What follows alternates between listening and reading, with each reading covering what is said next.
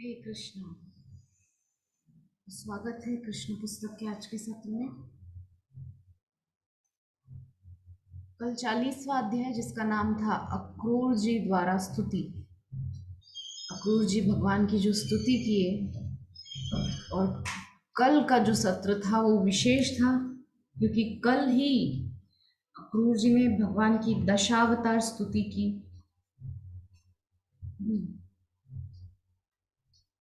और नवदा भक्ति के छठे दिन में हमने जो दोनों हमारे आचार्य हैं, अक्रूर जी और जयदेव गोस्वामी, दोनों के चरित्र पर चर्चा की थी, जो क्योंकि दोनों ने ही दशावतार स्तुति गा करके भगवान की वंदना की है। अक्रूर जी ने भी दशावतार स्तोत्र लिखा है, स्तुति लिखा है, और जयदेव गोस्वामी ने भी। तो इससे हम समझ गए कि अक्रूर जी जो हैं भगवान की वंदन भक्ति के आचार्य हैं। उसके बाद अब आज हम शुरू करने जा रहे हैं 41वां अध्याय जिसका नाम है श्री कृष्ण का मथुरा में प्रवेश। तो जब अक्रूर जी श्री भगवान की स्तुति कर रहे थे, भगवान जल में से उसी प्रकार अंतर्धान हो गए जैसे कोई कुशल अभिनेता अपनी वेशभूषा परिवर्तित करके अपने मूल रूप में आ जाता है। हाँ, हम देखें कि कोई व्यक्ति अभिनय कर रहा है, जैसे नाटक मंडली आती है ना गांव में या शहरों में भी आती है रामलीला करने, या ब्रज 84 कोस में रासलीला करने के लिए मंडली चलती है। मोर मोर भगवान की लीला, वहां पे बहुत सुंदर सुंदर सुंदर लीलाओं का मंचन होता है। तो हम देखते हैं वहां पर राधा कृष्ण बन करके, मोर भगवान बन के, कृष्ण मोर बन करके आते हैं राधा रानी को रिझाने के लिए। तो इस प्रकार से लीलाएं करते हैं। और उसके बाद क्या करते हैं, जब नाटक पूरा होता है, लीला पूरी हो जाती है, तब आकर के कपड़ा, सादा कपड़ा पहन के, अपने घर का जो कपड़ा है वो पहन करके आ जाते हैं। तो उसी प्रकार से भगवान जो स्तुति अक्रूर जी कर रहे थे, अक्रूर जी ने स्तुति की और भगवान वो जल में यमुना जी के अंदर स्नान करने के लिए आए थे ना अक्रूर जी, और वहां भगवान ने उनको बहुत सुंदर अपना दर्शन कराया था अपने सारे परिकर सहित। तो अक्रूर जी स्तुति कर रहे थे और वहां से भगवान जो है अंतर्धान हो गए। अंतर्धान कैसे हो गए, जैसे कि कोई कुशल अभिनेता अपना नाटक का पूरा करके और फिर आकर के सादा कपड़ा पहन के, अपना रोज का कपड़ा पहन के अपने असली रूप में आ जाता है ऐसे। तो विष्णु मूर्ति के अंतर्धान होने के पश्चात अपनी शेष पूजा समाप्त करके वे श्री कृष्ण तथा बलराम जी के रथ के समीप आए और आश्चर्यचकित हो गए। विष्णु मूर्ति अंदर उनको किनका दर्शन हुआ था? चतुर्भुज नारायण का।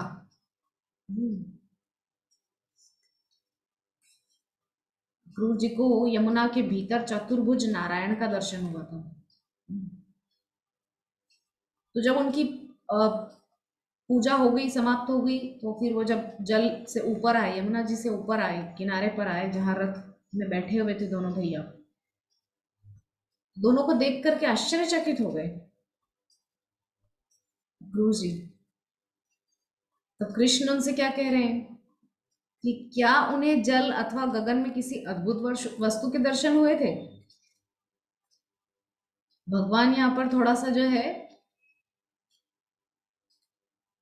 मजे ले रहे हैं अक्रूर जी के, उनको छेड़ रहे हैं। ये भक्त और भगवान के बीच का सुंदर रिश्ता है। अभी अंदर क्या हुआ ये इनको पता नहीं है क्या? जिस शेष पर लेटे हुए थे वो बलराम जी निकट हैं, और खुद वहां पर चतुर्भुज नारायण बन के दर्शन दिए। अभी पूछ रहे हैं अक्रूर जी से कि आपने जल के भीतर या आकाश में कुछ अद्भुत देखा क्या? तब अक्रूर जी क्या कह रहे हैं कि हे मेरे प्रिय भगवान, चाहे आकाश में हो, धरती पर अथवा जल में, इस जगत में होने वाली सभी अद्भुत घटनाएं वस्तुतः आप ही के विश्व रूप में प्रकट हो रही हैं। तो ये जो विश्व प्रपंच चल रहा है, ये सब भगवान के श्री विराट स्वरूप के अंदर ही है। ये भागवतम में बहुत विस्तार से लिखा है ना, पहले भी चर्चा हो चुकी है। भगवान की जो ये रोमावली है, ये सब वृक्ष हैं, जितने भी वृक्ष, जितना भी हरियाली हम देखते हैं सारी पृथ्वी पर, वो भगवान की रोमावली है।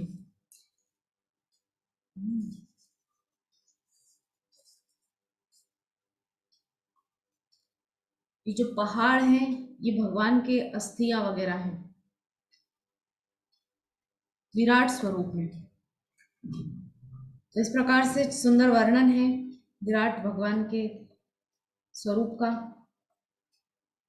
तो अक्रूर जी कह रहे हैं कि चाहे कोई भी घटना हो, वो घट तो आपके अंदर ही रही है, आप क्या उनसे अनभिज्ञ हैं? आप क्या जानते नहीं? अक्रूर जी ये कहना चाह रहे हैं, आप क्या जानते नहीं जो ऐसे अनजान बन रहे हैं? अतएव जब मैंने आपके दर्शन कर लिए, तब कौन सी अद्भुत वस्तु मुझसे अनदेखी अनदेखी रह गई?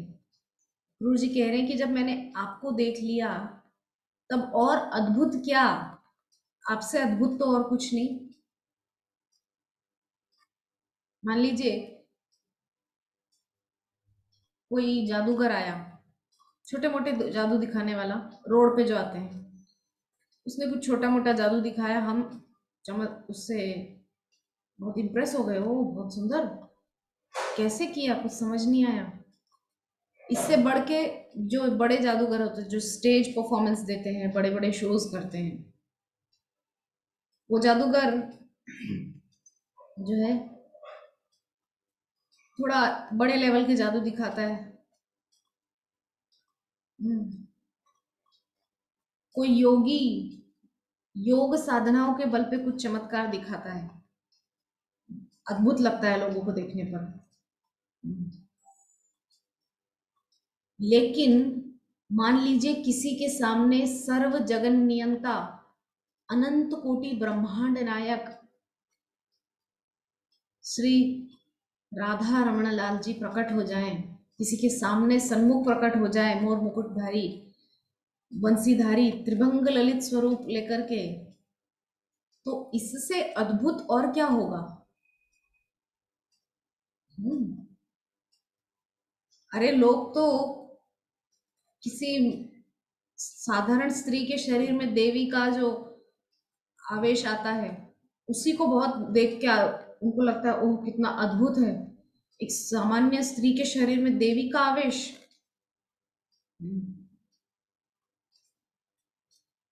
तो इस प्रकार से आपके दर्शन से अद्भुत और कुछ नहीं, अक्रूर जी ये कहना चाह रहे हैं। यह कथन इस वैदिक निष्कर्ष की पुष्टि करता है कि जिसने श्री कृष्ण को जान लिया है, उसने सब कुछ जान लिया है, तथा जिसने श्री कृष्ण के दर्शन कर लिए, उसने चाहे कैसी भी अद्भुत वस्तु हो, सबके दर्शन कर लिए हैं। कोई व्यक्ति ये कहे कि उसने श्री कृष्ण को जान लिया, तो वो गलत बोल रहा है। इसका मतलब वो अभी श्री कृष्ण को जानता ही नहीं है। एक श्लोक है केनोपनिषद का, जहां तक मुझे स्मरण आ रहा है वो केनोपनिषद का श्लोक है।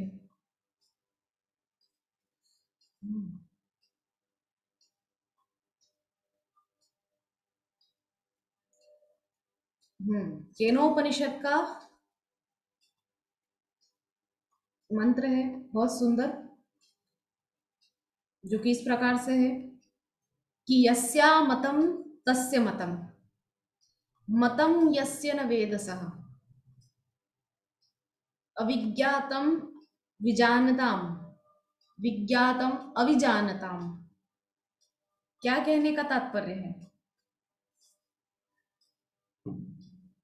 इसका? थोड़ा हम समझे कि जिसके द्वारा इसको विचारबद्ध नहीं किया जाता उसके पास इसका विचार है।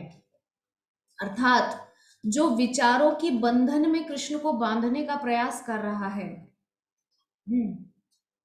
वो असल में कृष्ण को जानता ही नहीं है। और जिसके विचारों में कृष्ण नहीं समा रहे हैं वो कृष्ण को जान रहा है।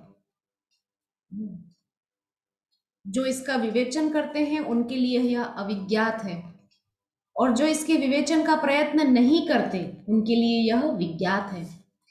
अर्थात कृष्ण को जानना इतना आसान नहीं है, ये संभव नहीं है सबके लिए। जो कहता है कि हमने कृष्ण को जान लिया वो अभी कृष्ण को नहीं जान पाए हैं, और जो कहता है कि हम तो कृष्ण को जान ही नहीं पाए, असल में वो कृष्ण को जान रहे हैं। बहुत गूढ़ तथ्य है, बहुत गूढ़ तथ्य है। मतलब कोई व्यक्ति कहे कि मैं इस फोन के विषय में सब जानता हूं, ये जो फोन है, ये जो मॉडल है, इसके विषय में मैं सब जानता हूं, इसका मतलब वो इस फोन को जानता ही नहीं है। और जो ये कहता है कि मैं अभी ठीक ठीक जान नहीं पाया हूं, वो जान रहा है।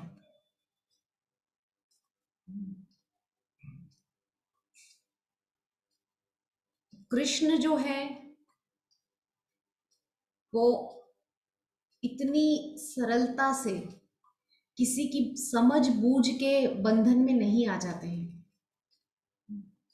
कोई ये कहे कि हमने अपने विचारों के माध्यम से या हमने अपने ज्ञान के माध्यम से कृष्ण को जान लिया, अरे कृष्ण इतना सीमित नहीं है कि एक बार जान लिया बोलने से उनके बारे में जानना समाप्त हो गया। आप जीवन पर्यंत मृत्यु के समय तक, अंतिम श्वास तक उनके विषय में जानते रहिए, आपको नित्य कुछ कुछ नवीन प्राप्त होगा। क्योंकि कृष्ण का एक विशेषण है, दिने दिने नवम नवम। प्रतिक्षण कृष्ण नवीन है, नूतन है, नए हैं, नवीन है। उनमें प्रत्येक क्षण कुछ नया है। कृष्ण को जो लोग कहते हैं कि हम कृष्ण को जानते हैं, कृष्ण के विषय में हमने जान लिया, वो कृष्ण के बारे में कुछ नहीं जानते। और जो कहते हैं कि हम कृष्ण को नहीं जान पाए, वो कृष्ण को जानने की चेष्टा कर रहे हैं, जो कि सही है, जो कि अच्छा है।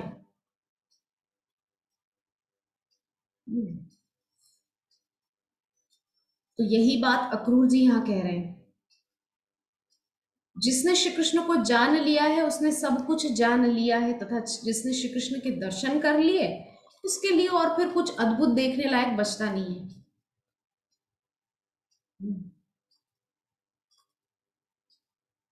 अद्भुत नाम से थोड़ा हम इसको समझें कि जब तक किसी ने कृष्ण का दर्शन नहीं किया उसके लिए ये भौतिक सुंदरता अद्भुत रह जाती है। दक्षिण में एक व्यक्ति थे जिनका नाम था धनुर्दास। वो अपनी पत्नी में इतना आसक्त थे, उनको लगता था कि उनकी पत्नी सारे ब्रह्मांड में सबसे सुंदरी है, उससे सुंदरी कोई है नहीं। इतना आसक्त थे अपनी स्त्री में कि वो जब चलती थी धूप में, बालाजी जो तिरुपति भगवान है उनकी रंगनाथ रंगनाथ भगवान की सवारी निकल रही थी एक बार, तो श्री रामानुजाचार्य ने देखा कि भगवान रंगनाथ की पालकी पे छत्र करने की बजाय वो अपनी पत्नी की तरफ छत्र करके उल्टे पांव चल रहे हैं। मतलब देखता जा रहा है अपनी पत्नी को और छत्र उसके ऊपर करके उल्टे पांव चल रहा है। मतलब उसको उधर मुख करके चलना चाहिए सड़क की तरफ, और वो उल्टे पांव चल रहा है, अपनी पत्नी को देख भी रहा है और उसको छाता भी लगा रहा है उसके लिए, धूप से उसको बचाने के लिए। इतना आसक्त, इतना अपनी पत्नी में आसक्त था, क्योंकि उसको क्या लगता था कि ये जो सुंदरता है ये अद्भुत है, इससे सुंदर और कुछ नहीं है। तब श्री रामानुजाचार्य ने बोला, अरे धनुर्दास, तुम ये क्या कर रहे हो? बोले, मेरी पत्नी बहुत सुंदरी है और मैं उससे बहुत प्रेम करता हूँ। उसका रूप कुम्हला ना जाए इस भरी धूप में, इसीलिए जो है मैं उसके छत्र करके चल रहा हूं उसके ऊपर। तब रामानुजाचार्य ने कहा कि अगर मैं तुमको ऐसा स्वरूप दिखा दूं जिसको देखने के बाद तुम अपनी पत्नी को भी भूल जाओगे, तो तुम ऐसा करना छोड़ दोगे? बोले, मैं मान ही नहीं सकता कि मेरी पत्नी से सुंदर कोई और है, और अगर हुआ तो मैं उसी क्षण सब कुछ त्याग दूंगा और उस सुंदरता का दास बन जाऊंगा जिसकी आप बात कर रहे हो। रामानुजाचार्य जी ने कहा, ठीक है, कल सुबह सुबह आ जाना मंगल आरती के समय।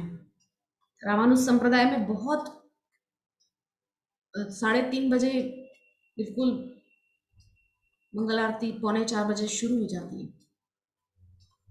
तो वो व्यक्ति आया है और जैसे ही गर्भगृह के द्वार रामानुजाचार्य ने खोले थे मंगल आरती के लिए, तो उस सौंदर्य को देख करके धनुर्दास के पैरों तले से जमीन खिसक गई, होश फाख्ता हो गए उसके। इतना सुंदर श्री रंगनाथ भगवान का स्वरूप। रंगनाथ भगवान को देख करके उसके आंसू निकल पड़े, अश्रुपात करने लगा, सजल हो गए नेत्र। और रामानुजाचार्य से चरणों में विनती करके बोल रहा है, बोले, इतना सौंदर्य तो मैंने आज तक कभी देखा ही नहीं। तब धनुर्दास ने निश्चय किया कि आज के बाद मेरा सब कुछ इनके लिए। मैं जो अपनी पत्नी की इतनी केयर करता था, ध्यान रखता था, जो कुछ भी था, अब से उसके लिए नहीं, सब कुछ इनके लिए है। अब जीवन इनके रंगनाथ भगवान के चरणों में समर्पित है।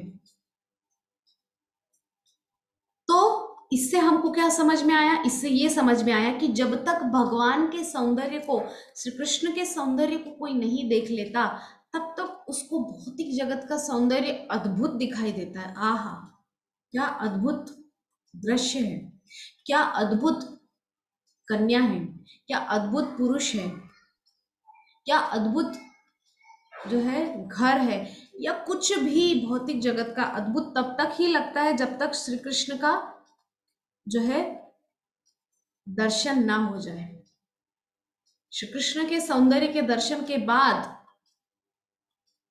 संसार का कोई भी सौंदर्य गौण लग सकता है, अद्भुत नहीं लग सकता।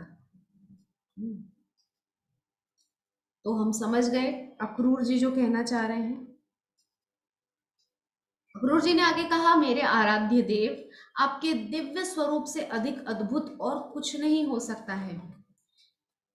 जब मैंने आपके दिव्य रूप के दर्शन कर लिए, तब देखने को और शेष रहा ही क्या। देखिए, वही स्थिति हुई जो धनुर्दास की हुई थी ना।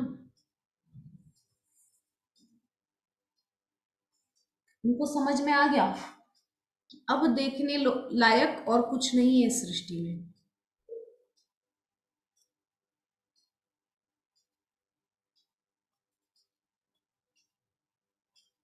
यह कहने के उपरांत अक्रूर जी ने तत्काल रथ को चला दिया। सूर्यास्त तक वे मथुरा नगर की सीमा के निकट पहुंच गए। वृंदावन से मथुरा के मार्ग में सभी पथिक जिन्होंने श्री कृष्ण और बलराम के दर्शन किए, विवश होकर बारंबार उनको निहारने लगे। तो यहाँ पर जो है अक्रूर घाट पर जो रुके थे, अक्रूर जी ने स्तुति की वगैरह, भगवान का सब वो दर्शन किया। अब जो है रथ को लेकर के चल पड़े हैं और मथुरा की सीमा के निकट पहुंच गए। रास्ते में जिन जिन ने भगवान का दर्शन किया, कृष्ण बलराम का दर्शन किया, वे सब कृतकृत्य हो गए, धन्य हो गए। इसी बीच नंद तथा उपनंद के नेतृत्व में वृंदावन के अन्य नागरिक वनों को पार करके पहले से ही मथुरा पहुंच चुके थे। श्री कृष्ण तथा बलराम जी के आगमन की प्रतीक्षा कर रहे थे। मथुरा के प्रवेश द्वार पर पहुंचकर श्री कृष्ण तथा बलराम जी रथ से उतर गए तथा विनीत भाव से अक्रूर जी से हाथ मिलाकर बोले, अब आप घर जा सकते हैं, क्योंकि हम अपने साथियों के साथ थोड़ी देर बाद मथुरा में प्रवेश करेंगे। क्या हुआ, जो साथी थे वो सब मथुरा पहुंच गए, और मथुरा के प्रवेश द्वार पर पहुंचकर भगवान ने अक्रूर जी से कहा रथ से उतर के, कि हाथ जोड़ के विनीत भाव से, कि अब आप घर जा सकते हैं, हम अपने साथियों के साथ जो है मथुरा में प्रवेश करेंगे। तब आगे अक्रूर जी कह रहे हैं कि हे प्रिय भगवान, आपको छोड़कर मैं अकेले मथुरा नहीं जा सकता, मैं आपका शरणागत दास हूं, कृपया इस प्रकार मेरा त्याग करने का प्रयास न कीजिए। अक्रूर जी यहाँ कह रहे हैं कि मैं आपको छोड़कर नहीं जा सकता,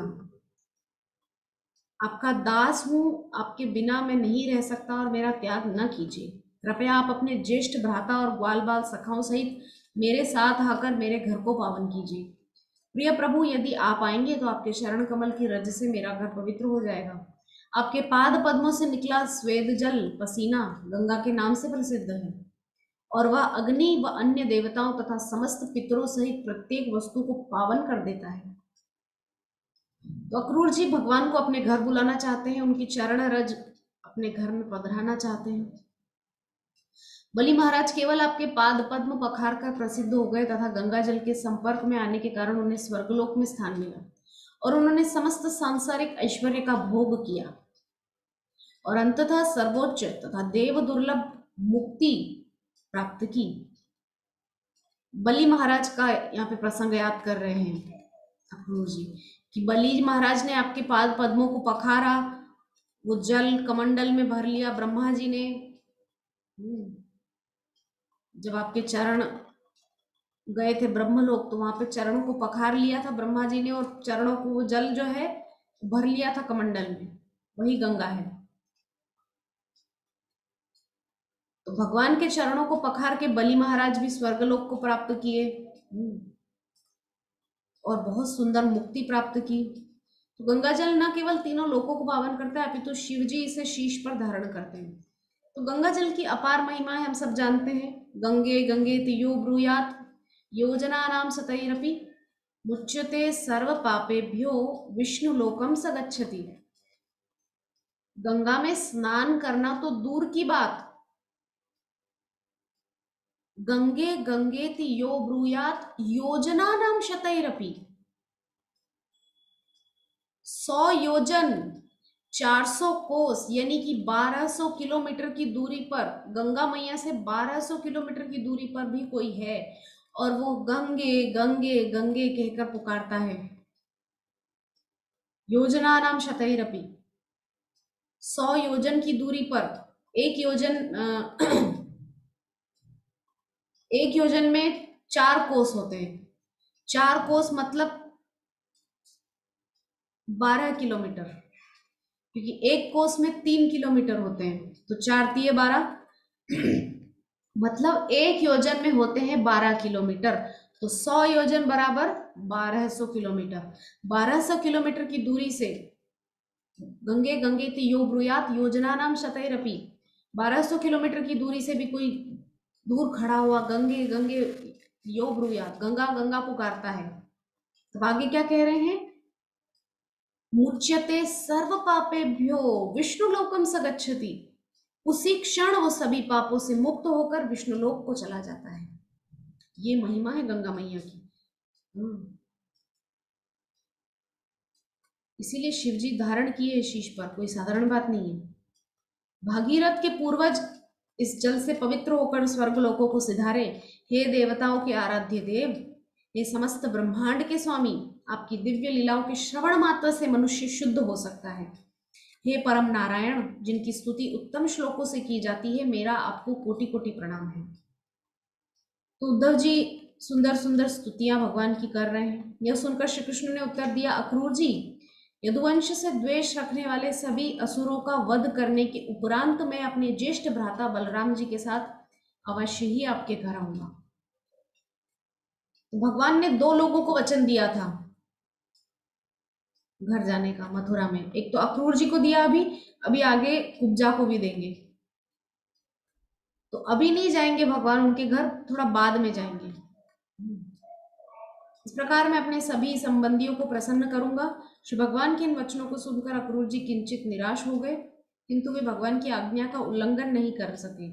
अतएव उन्होंने मथुरा में प्रवेश किया और कंस को श्री कृष्ण के आगमन की जानकारी देने के पश्चात अपने घर चले गए। तो प्रार्थना तो की थी अक्रूर जी ने कि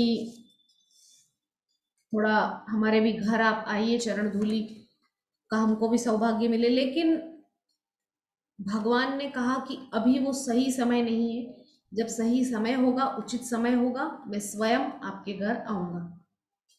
इस प्रकार से भगवान ने उनको सांत्वना दिया, किंतु उनके मन में थोड़ी निराशा हुई, लेकिन भगवान की आज्ञा है जान करके उन्होंने कुछ नहीं कहा। और इधर कंस के पास पहुंचकर कंस को समाचार दे दिया कि आप जिस काम के लिए बोले थे वो हो गया है, कृष्ण बलराम आ गए हैं। और फिर अपने घर अक्रूर जी चले गए। अक्रूर जी के प्रस्थान के पश्चात श्री कृष्ण बलराम जी तथा ग्वाल बालों ने नगर दर्शन के हेतु मथुरा में प्रवेश किया। अब जो सब ग्वाल बाल सखा है, सब मथुरा का दर्शन करने निकल पड़े। उन्होंने देखा कि मथुरा का प्रवेश द्वार उच्च कोटि की स्फटिक शिला अर्थात संगमरमर से अत्यंत सुगढ़ता से निर्मित था। तो अब जो है सुंदरता देख रहे हैं मथुरा नगरी की, प्रवेश द्वार बहुत सुंदर है इत्यादि, तथा उसके गोपुर शुद्ध कंचन से बने थे। चारों ओर सुंदर उपवन थे।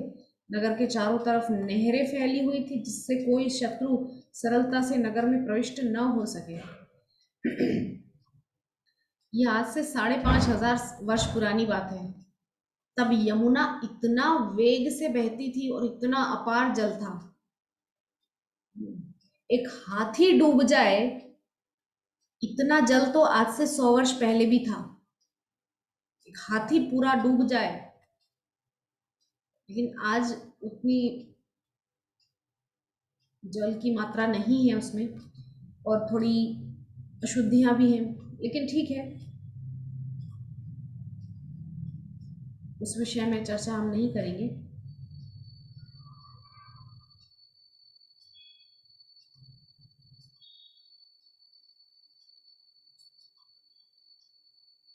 तो हम चर्चा कर रहे थे नहरें। नहरें इतनी बना रखी थी, और आज भी हम जब गए अभी वृंदावन, तो हमने देखा वहां बहुत नहरें बनी हुई हैं। उस समय के लिए यहाँ पर कहा जा रहा है कि वो नहरें बनी हुई थी ताकि शत्रु प्रवेश ना कर सके, क्योंकि बहुत अपार जल हुआ करता था यमुना में। अगर यमुना को पार करेंगे नगर में प्रवेश होने के लिए, तो नहर में गिर जाएंगे और बह के मर जाएंगे, क्योंकि जल बहुत मात्रा में था, बहुत तेज प्रवाह था उस समय। उन्होंने देखा कि नगर के सभी चौराहे स्वर्ण से अलंकृत थे और अन्न इकट्ठा करने के लिए तांबे और पीतल के गोदाम थे।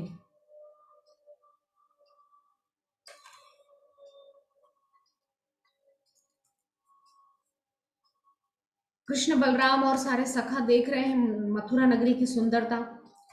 चौराहों पर जो है स्वर्ण के बहुत सुंदर अलंकार, स्वर्ण से मतलब सजा हुआ है चौराहे, और अन्न इकट्ठा करने के लिए तांबे और पीतल के गोदाम बने हुए थे। वहाँ बहुत से धनी लोगों के घर भी थे जो एक जैसे दिखते थे और ऐसे प्रतीत होते थे मानो एक ही शिल्पी ने उनका निर्माण किया हो। घरों की सज्जा मूल्यवान रत्नों से की गई तथा प्रत्येक घर में फूलों तथा वृक्षों से युक्त प्रांगण थे। तो मथुरा की सुंदरता देख रहे हैं सब मिलकर के। घरों की वाटिकाएं, मार्ग और बरामदे रेशमी वस्त्रों तथा रत्नों व मोतियों की कढ़ाई से अलंकृत थे। मथुरा की साज सुंदरता देख रहे हैं भगवान। छज्जे के झरोखों के समक्ष कबूतर तथा मोर चहक रहे थे। कबूतर, मोर, इस प्रकार के शब्द सुंदर सुनाई दे रहे थे, विचरण कर रहे थे। नगर के भीतर सभी अन्य विक्रेताओं की दुकानें भांति भांति के पुष्पों, मालाओं, कोमल दूर्वा तथा खिलते हुए गुलाबों जैसे फूलों से अलंकृत थी। घरों के मुख्य द्वार पर जल से पूर्ण कलश सुशोभित थे तथा चारों ओर दधि चंदन का लेप तथा फूलों से मिश्रित तथा जल छिड़का हुआ था।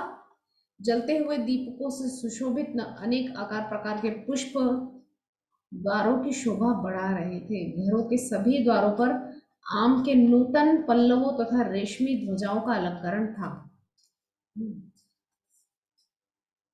सुंदर सुंदर वहां पे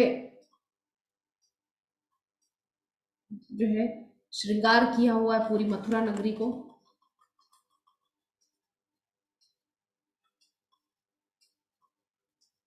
जब श्री कृष्ण बलराम जी और ग्वाल बालों की मथुरा नगरी में उपस्थिति का समाचार फैला तो सभी नागरिक वहां एकत्र हो गए। ये सुनकर के कि कृष्ण बलराम आए हैं, सब आ गए वहां पर।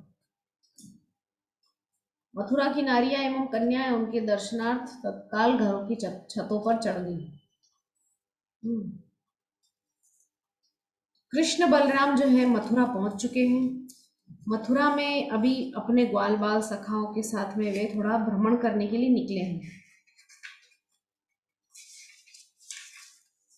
आज के सत्र को यही विश्राम देंगे, कल पुनः आपके सामने उपस्थित होंगे इसी 41वें अध्याय को लेकर के। तब तक के लिए वांछा कल्पतरुभ्यश्च कृपा सिंधुभ्यो च पतितानां पावनेभ्यो वैष्णवेभ्यो नमो नमः। हरे कृष्ण कृष्ण कृष्ण हरे हरे, हरे राम राम राम हरे हरे। ग्रंथराज श्रीमद् भागवतम महापुराण की जय। जगत गुरु श्रील प्रभुपाद की जय। निताय गौर सीतानाथ प्रेमानंदे। हरि हरि बोल।